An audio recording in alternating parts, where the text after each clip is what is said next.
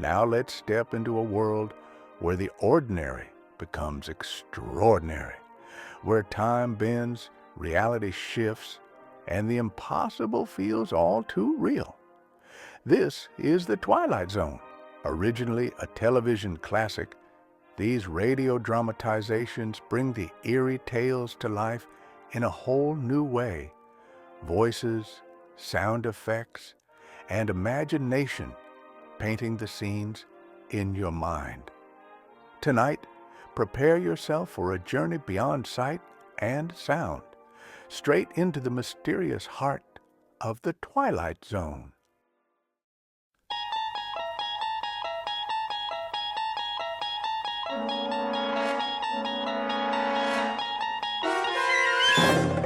You unlock this door with the key of imagination. Beyond it is another dimension, a dimension of sound, a dimension of sight, a dimension of mind. You're moving into a land of both shadow and substance, of things and ideas. You've just crossed over into the Twilight Zone.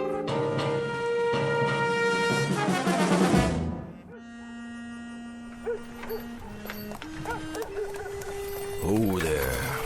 Whoa.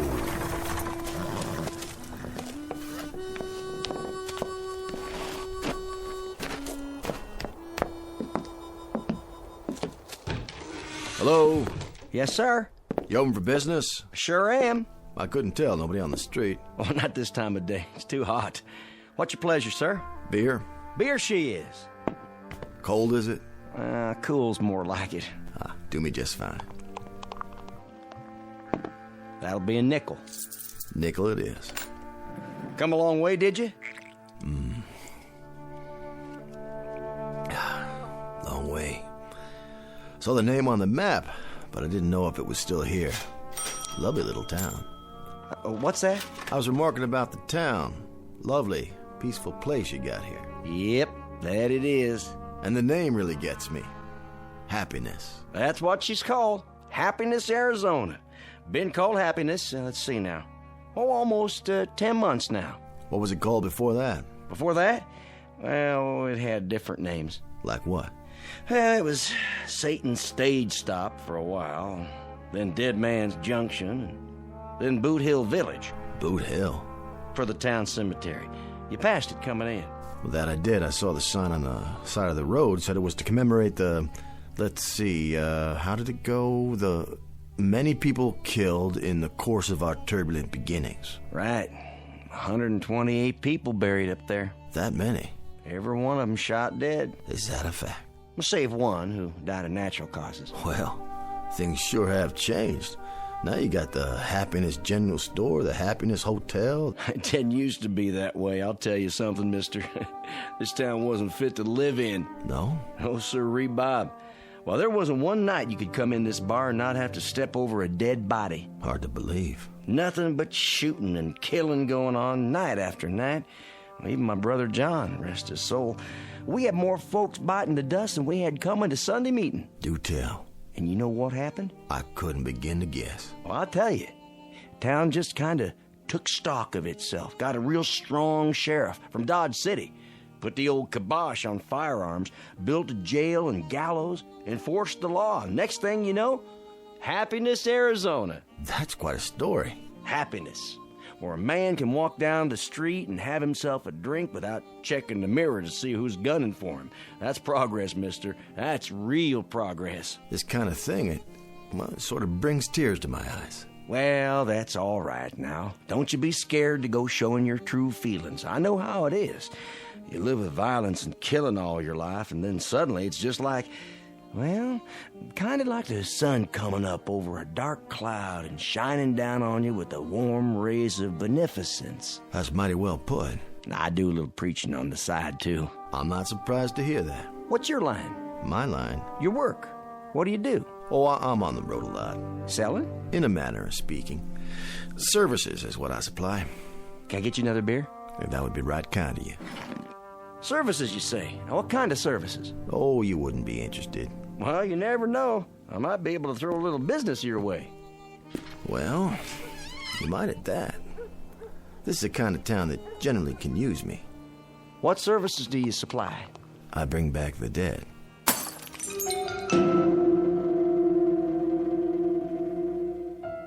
Introducing Mr. Jared Garrity, a gentleman of commerce, who in the latter half of the 19th century plied his trade in the wild and woolly hinterlands of the American West. He has just driven his wagon down the hot, dusty main street of a quiet, unadorned, and absolutely typical town in search of an opportunity to practice that trade. Mr. Garrity, if you can believe him, is a resurrector of the dead, which on the face of it certainly sounds like the bull is off the nickel. But to the scoffers amongst you, and all you ladies and gentlemen from Missouri, don't laugh this one off entirely, at least until you've seen a sample of Mr. Garrity's wares and witnessed an example of his services. The place is Happiness, Arizona. The time, about 1890. And you have just entered a saloon where the bar whiskey is brewed, bottled, and delivered on special order, direct from the Twilight Zone. And now, The Twilight Zone and our story, Mr. Garrity and the Graves, starring Chris McDonald, with Stacy Keach as your narrator.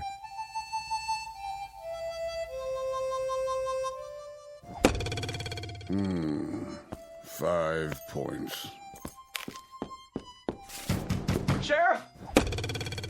That's better. 7 points. Sheriff Gilchrist, open up! What is it? Sheriff, come quick! What's the matter now, Jensen? The stranger, Sheriff. The stranger! What stranger? Sheriff, I'm glad you're here. Well, where else would I be? I don't know. But I'm always the first man they look for. And the last they want to meet. Yep, that's true, all right. What are you doing? Practicing my knife throwing. What does it look like? Whose picture are you throwing at today? Same as always. My deputy. Ex-deputy. Chesley? But he done run off. Tell me about it. Oh, Sheriff, you gotta come quick. It's that stranger feller. All right. Just let me strap on my gun.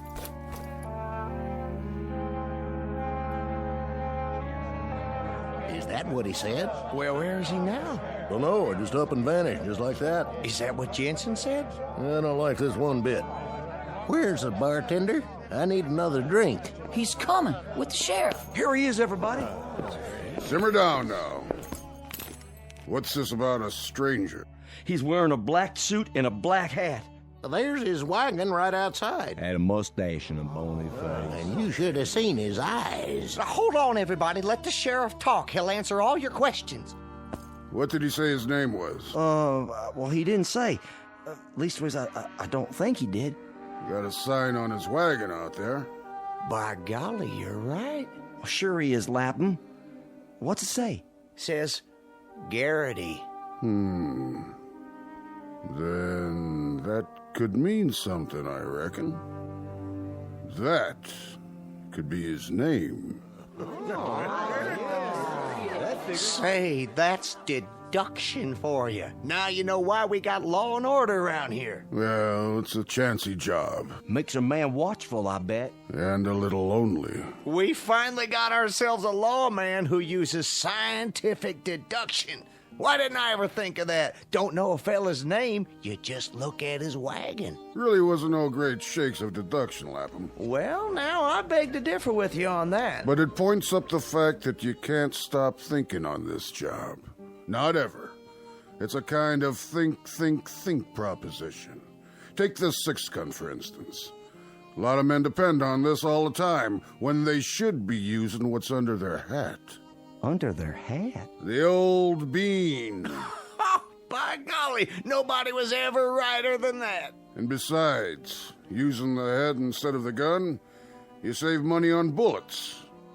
Not to mention burials and labor. You can say that again. No thanks. Now, he said what to you, Jensen? He said that he could bring back the dead. That's what his line was, bringing back the dead. That possible, Sheriff? Better ask Doc. But we don't have a doc in Happiness. Oh, that's right. Well, sir, when he said that, I'd like to keel over in my tracks. Bring back the dead. I think to myself, the man's either a lunatic or he's trying to gull me. That's when I went over to your office and got you, Sheriff. And when we come back, he'd up and gone. That's right. Interesting. Very interesting. He probably figured you'd gone to get the sheriff or some such. And he decided right then and there to make tracks. Now that's reasonable. That's exactly what he done. He's obviously some kind of a con man, and the minute he seen Jensen here leave the saloon, he knew he was gonna go get the law. So he decided things was too hot for him, and he better hightail it out of town. That there is a real deduction, all right. Except, how come he left his wagon? Gooberman, you're embarrassing to have around. What kind of question is that? How come he left his wagon? I can't believe you asked that. How come he left his wagon? Tell us, Sheriff, how come he did leave his wagon out front? The way I figure it, he probably didn't get out of town after all. The way I figure it, he probably checked into the hotel or someplace like that. What other place could he go, except in the hotel? Maybe Miss Tabby's. But Miss Tabby run off with the deputy. Thanks, Jensen, for twisting the knife. The hotel, exactly. That's what he done. Sheriff, you got a lifetime job here if I got anything to say about it. Give the sheriff a drink on me, will you, Jensen? Sure thing. Kind of you, Lapham. Real kind of you. Yeah, real kind. That's him, Sheriff. That's him. Barkeep, Yes, sir? you got another one of those nickel beers? Coming right up, sir. You're Garrity? That's my family name, yes. Can I ask you a question, Mr. Garrity? Of course, Sheriff. That your wagon out there? Yep, that's my wagon. Says Garrity on it. Uh-huh. How come? Like I said, that's my family name. Mr. Jensen here tells me that you bring back the dead. That what he said? No, that's what you might call a figure of speech, isn't it? What are you getting at, Sheriff? What I mean is, you don't actually bring back the dead, do you? On the contrary, that's exactly what I do. Bring 'em back. What did he say? Hit me with a shot of whiskey there, would you, Jensen? No problem.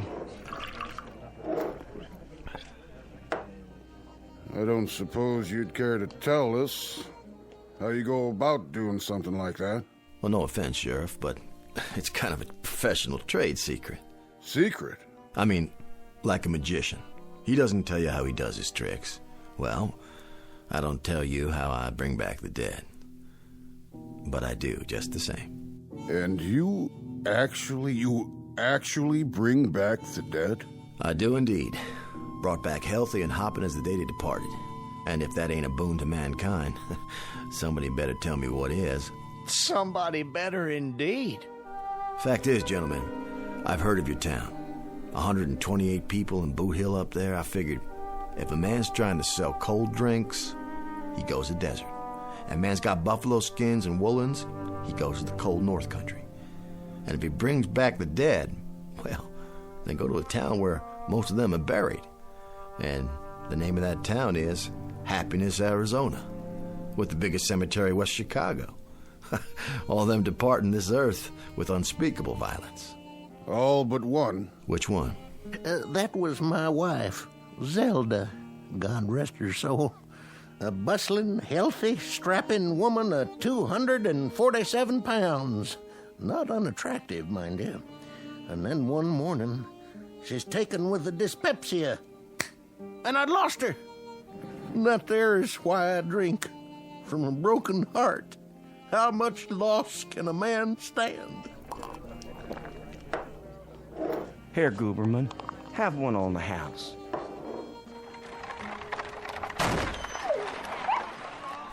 What the? Stand back, everybody. What's happened? Oh my gosh! He run over the dog. Poor thing. Is it still alive? Oh, no. I sure am sorry, poor little mutt. How did it happen? Dog just run right out in the street. I tried to stop, but he got under my wheels. Must have struck him a blow in the head. Not a mark on him, but he's sure dead. What do you call that, Sheriff? Accidental animal homicide. Oh, mighty decent of you, Sheriff. No fine or nothing. No fine. You obviously couldn't help it. That's what the law says. Anybody know who the dog belongs to? Stray is what she is. Never seen her before. Nope, not around here. I'll put her up in my wagon and take her out and bury her with my own 2 hands. No need. Huh? Ladies and gentlemen, the proof of the pudding, so they say, is in the eating. And the proof of a service is in the performing. Hallelujah. The dog is certainly dead, isn't she? No question about it. Then, gentlemen, I shall take it upon myself to return this gentle creature to the land of the living. What do you mean by that, mister? I shall resurrect it. Stand back, all of you.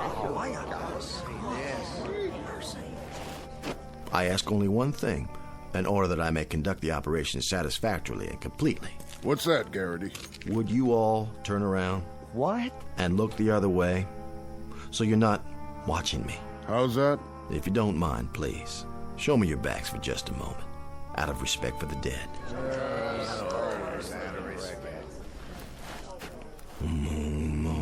Madon, ergest rage grand, wazoo, intercoiter, metaluna, magic land of Alakazam. Eureka! Sit up, girl. Shake hands. Shake. That's a good dog. Chasing a bird, I'd say.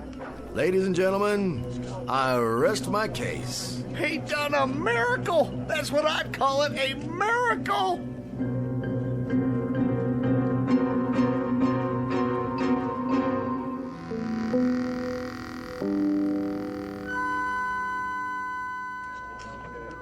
Black magic is what it is. My dear friends, citizenry of Happiness, Arizona, it's with no small degree of pleasure that I stand here in this quaint, picturesque main street performing what I modestly claim as an accomplishment of some dimension. As you've all seen, I've just brought a dog back to life. It's not natural. Please, hear me out. It was not black magic, and it was not the devil's work. It is the application of scientific principles which I have picked up over the years. While traveling extensively in the Himalayan mountains for 7 years, I served as personal apprentice to the High Lama. But how? How'd you do it? Simply by utilizing certain cosmic forces. What are they? With a concurrent application of mystical electrolysis. Let's all have a drink on it. Fortunately, I've brought with me in my wagon here a supply of all the necessary herbs and spices to repeat the process. And what I have done for that dog, why, I can do the same for your loved ones. May their souls rest in peace. For the moment. You mean you can bring back my Zelda? And my former partner? And my late husband? How about my mother? And my old horse. I had a fiance, came down with the chilblains. What if we don't know where they're buried? Peace, friends. This is a time for meditation, for communion with your most sacred beliefs. For tonight, at midnight, joy abundant will reign in Happiness, Arizona. The dead will be returned to you, all in one piece. Well, now have a cigar, mister, on me. Well, thank you. Now go to your homes and prepare for the ultimate happiness.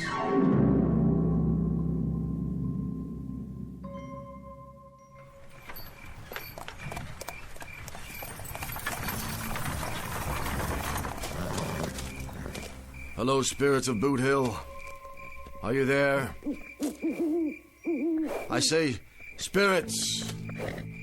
I'm talking to you. Garrity here. Make yourselves known to me. Would you do that little thing, please? Spirits, come forth. Now, I tell you. I'm running out of time here.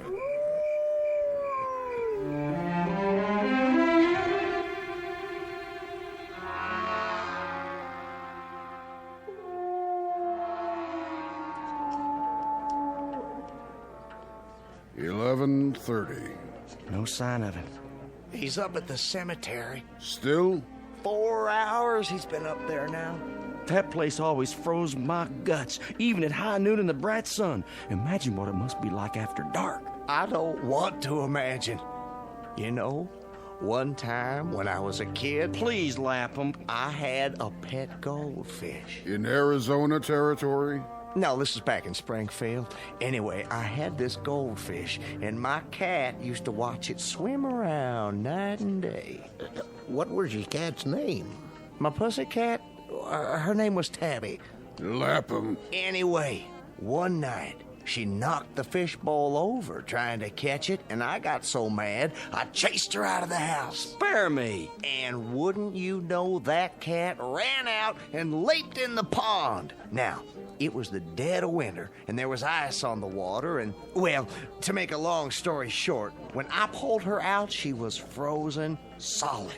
You could have thrown her through the air like a boomerang. What's a boomerang? Never mind. Let him get finished. So I carried her back in the house all stiff like that so as I could bury her the next day. And you know something? In the middle of the night, that cat thawed out and came back to life. Started running around like she was possessed. I hid for my life. The sound she made just wasn't human. Of course not. It was a cat. Be that as it may, the cat was never the same. What finally happened to her? She ate some spoiled mackerel and expired for the second time. She didn't come back from that one, sad to say. Imagine. Can you just imagine? Imagine what, Gooberman? My own little Blossom. My own Zelda. The lonely days and lonely nights. And at midnight, she's coming back to me. Saints preserve us. Listen. What's that? Sounds like Mr. Garrity's finished his work. Evening, gentlemen. Evening, Garrity. Whiskey, please. Sure thing. Another. Yes, sir. How did it go up there? Go. On Boot Hill. The cosmic impulses are Yes? incredible tonight. Absolutely incredible. You mean you're finished? All finished. What's that clock say? 11:35. Good. Good. They'll be filing down any time now. Takes them a while because they walk so slow. But they're ahead of schedule. They are? I wasn't 5 minutes into the ceremony when the earth started to heave. A mighty anxious crop of folks up there. Mighty anxious. It'd do your heart good to see them wiggling around under the sod. That right? Just like some happy colt raring to face life again. Did you happen to see my Zelda up there? Why, I might have. Oh, you couldn't have missed her. She's the biggest thing on the hill. Only funeral that ever took 9 pallbearers. That was some service. Doggone if she wasn't a strapping girl. I remember the time she threw me out of the house. Through a window. As a matter of fact, I was 18 feet in midair. That picture behind the bar. Which one? The man with the handlebar mustache. Your beloved brother, isn't it? John? Sure is. How'd you know? Reminds me of someone I've seen quite recently.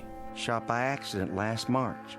There was a gunfight in here, and he got hit by a stray bullet. Tall man like you, with a kind of a limp. How'd you know? Your brother was the last man buried. And the last ones buried are the first ones to come up. Come up? And then down. Down? Down the hill, into town. You see something out there, Mr. Garrity? I believe I do. What? Why, I believe that's him coming now. Down the middle of the street. Look, do you see?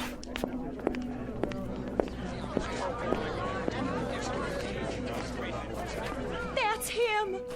How can you tell? Look at how he's dragging his foot. Can't see his face. I was right, Mr. Jensen. You were? It's your beloved brother John. And a more decent and honorable citizen never pulled a cork out of a bottle, or so I'm told. he was a no-good thieving bum. He spent more time digging in the till and stealing whiskey than he did serving customers.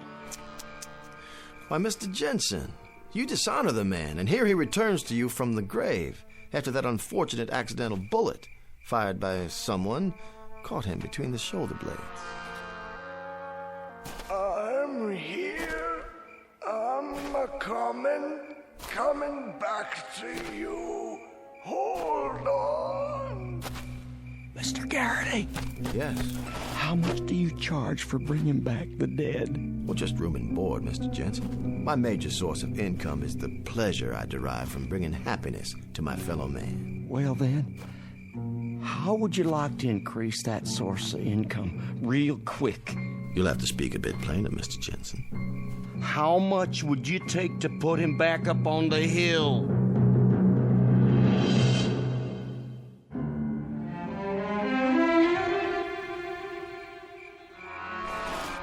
I'm asking you. To put him back? My brother, I mean. In his grave, where he belongs. What does that mean? Well, it's a difficult procedure, Mr. Jensen. Once the resurrection has taken place, it requires a maximum effort to replant them, so to speak. Would $100 pay for the effort? 100? In gold. Shall we say 1,000? What does 500 do to you? Well, it warms me a little, but I still feel drafty. Let's make it 750, shall we? Deal.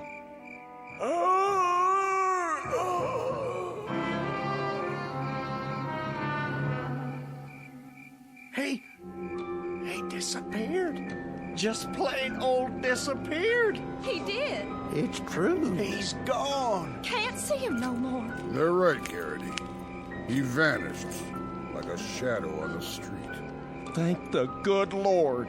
It was your brother, all right. I saw him with my own eyes. Tall man with a limp, just walking toward us as big as you please, and then he just plumb disappears. Yeah, that's right. Garrity did it. He's a miracle worker. Well, that's life. Let's go inside and have a drink.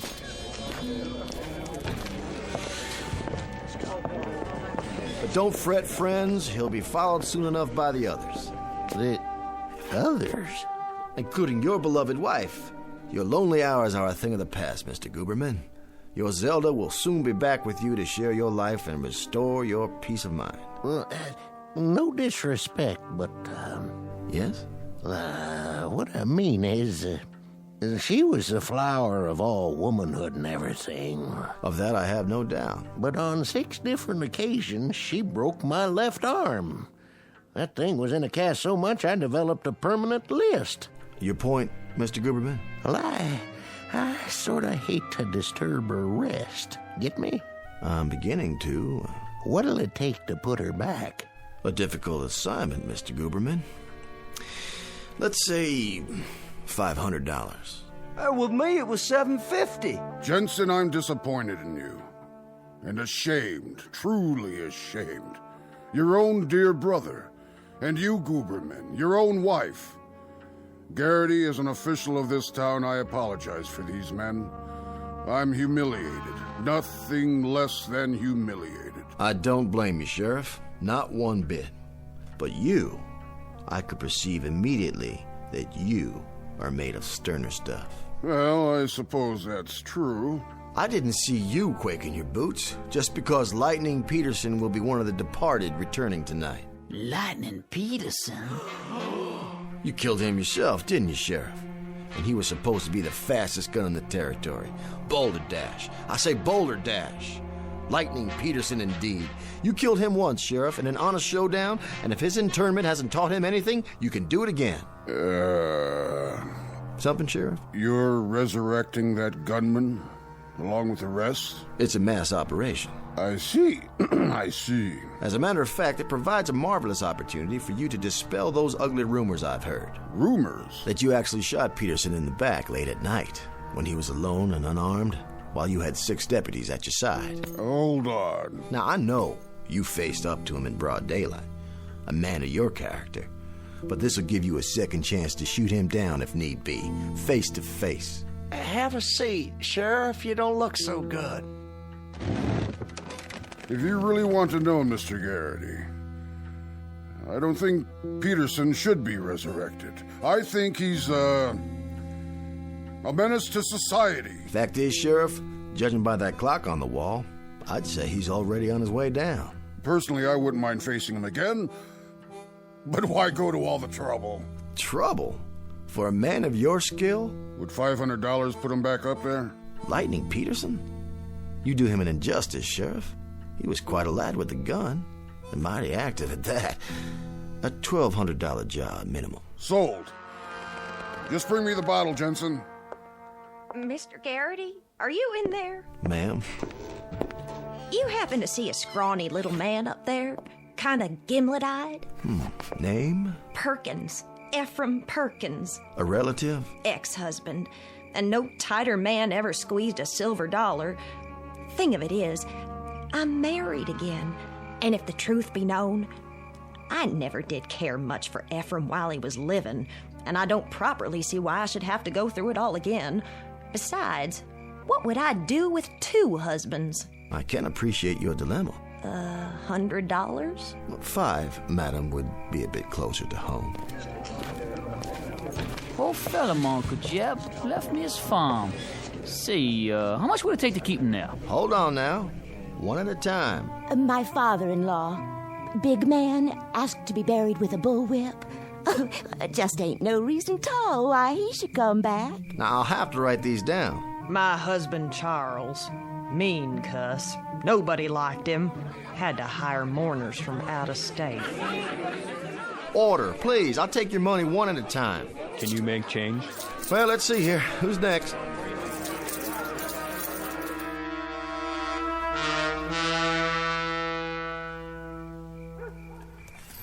Who there? Oh. Here, boy. There you go. Nice puppy. Nice little boy. Got a bone for you in the back of the wagon. You're paid for playing dead like that. That you, Ace? Right here. You're late. Couldn't help it. Town was the ripest pear we ever plucked.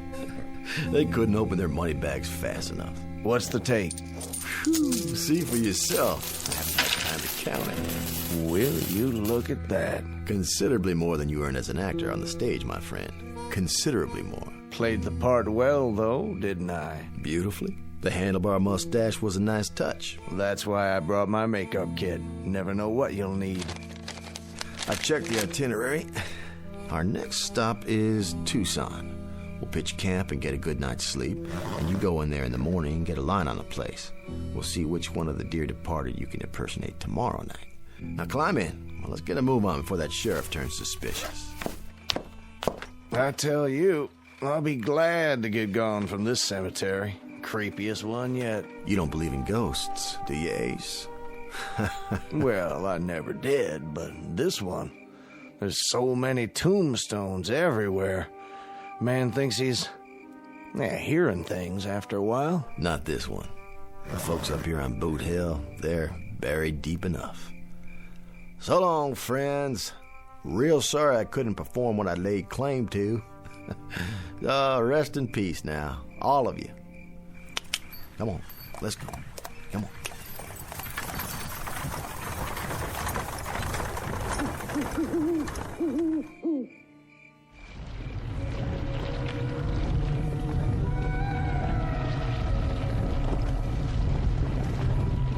Get the dirt out of my eyes, will you, John? Sure enough, Evan. Wait, hold on. You got a worm in your nose. You know, the man don't do himself justice.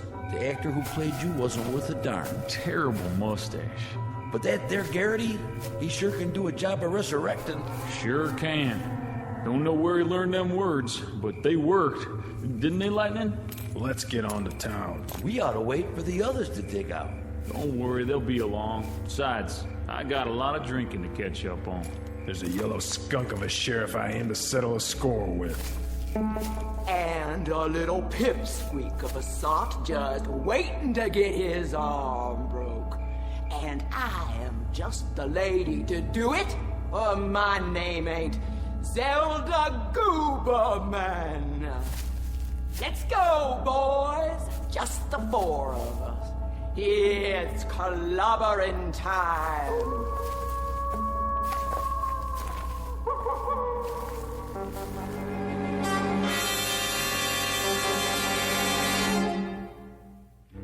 Exit Mr. Jared Garrity, a would-be charlatan, a make-believe con man, and a sad misjudger of his own rather considerable talents.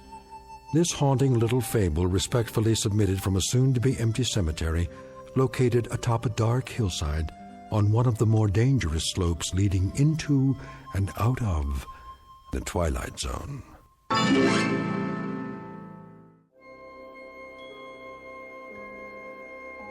Hi, this is Carl Amari, producer of the Twilight Zone radio dramas. I'd like to take a moment to tell you about our official website at twilightzoneradio.com, where you'll get the latest news and information on these Twilight Zone radio dramas. Plus, at twilightzoneradio.com, you can digitally download 3 free episodes or any of our episodes for only $1.95 each. In this age of ever-changing technology, we've decided to make these episodes instantly available to you by making the Twilight Zone radio dramas a digital download-only series. This means that this series will no longer be offered on CD. The CD collections at our website are now being offered, while supplies last, at buy one, get one free. So be sure to get your favorites before they're sold out. Be sure to visit us often, and I'll see you in the zone.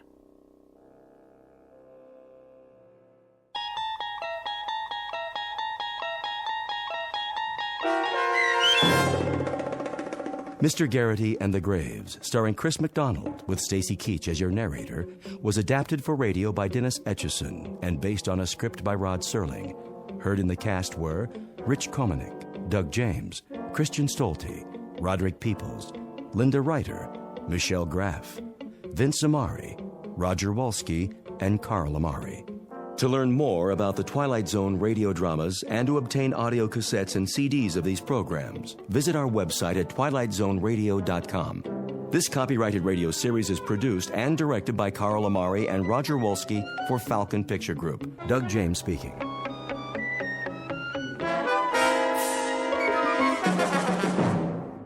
Well, folks, that's all for this episode here on Randy's Old Time Radio Shows. Now, bringing these golden oldies back to life takes no small amount of time and effort from our good friend Randy, cleaning up the audio, converting the files, and making sure each show has the best audio possible. If you've enjoyed the program and you'd like to help keep these classics on the airwaves night after night, why not consider a small donation? Every penny goes straight to supporting Randy's work and helping this channel stay on the air. You'll find the links down in the description below. And for those of you kind souls who've already given, Randy tips his fedora to you. Your support truly keeps this old radio spirit alive. Thanks ever so much. And until next time, keep those dials tuned and keep the memories rolling.